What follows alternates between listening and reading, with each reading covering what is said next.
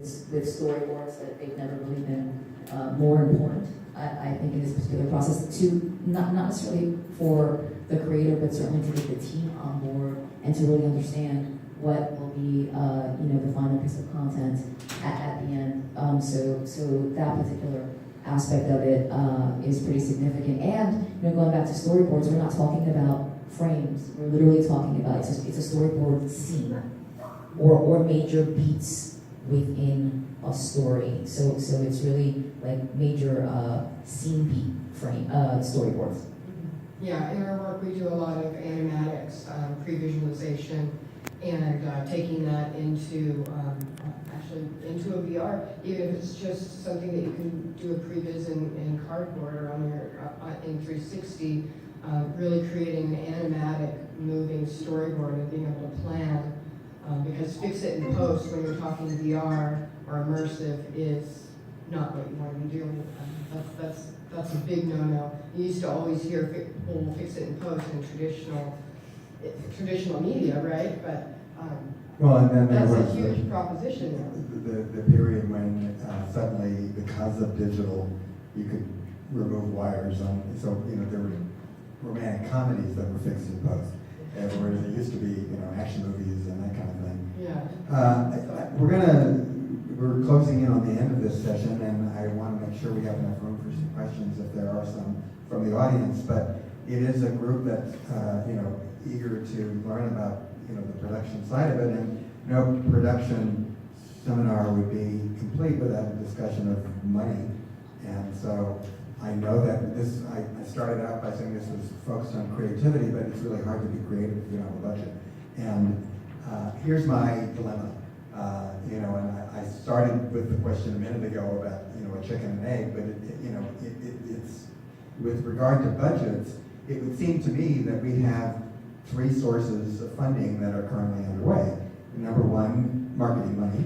So people are doing 360 video executions for brands and ad agencies and media, movie releases, and these are marketing budgets. The second is technology companies. There's a fund from Oculus, there's a fund from HTC, etc. And then third, this is the sort of traditional content model we see a little bit in games, and that is there's somebody that's putting up, an advance against royalties, and it's a pay per buy model or a subscription payout up to that investment. It seems to me, until we get to the last of the three, the vision that Nick outlined earlier about really spectacular content that competes with the stuff that we see from the mainstream is going to be hard to get. Well, it doesn't, to be clear, it doesn't have to be wham, bam, it's not, we're not talking about Star Trek, I'm just talking about, take a look around at any 360 video scripted narrative piece released so far, and prove to me that it isn't shit, because they all are, because the performances are bad, the directing is bad, the story is not particularly great. Why is that? Because it's hard to make this stuff, so people kill themselves trying to make it, and they forget about the basic fundamentals. Is it a budget issue? Because I don't know that it is. I mean, there's plenty of stuff we've seen over the years come through Sundances and various other film festivals, which is, indie Primer is an older example, but people put stuff together for near $0, and if you have a good story, and you can find talented performers, which, by the way, this town is chock full of, you just got to look. They're all in the audience, are you kidding me? They do that. I'm just saying that it is possible to make good stuff. It's just, my worry is sometimes when creative people enter a technical environment, they get blinded by the technology and they forget about what they actually know about.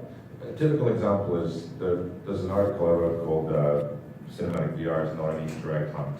And essentially I happen to point at a particular person who's a very talented filmmaker, and one of her first 360 projects involved dancers in every single possible axis. There's a dancer over here, there's a dancer over here, over here, over here. And I remember talking to her, and I go, well, why did you do this? Like, all your film work is actually really good. Why did you make something that's so confusing?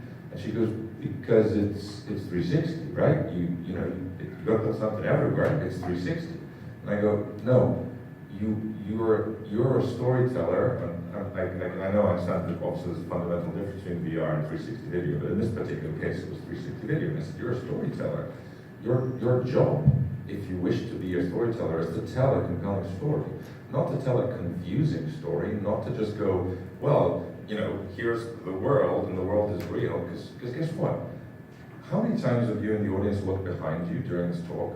Probably never, unless you were, you know, looking for the door or trying to figure out what time it is and trying to find a clock somewhere.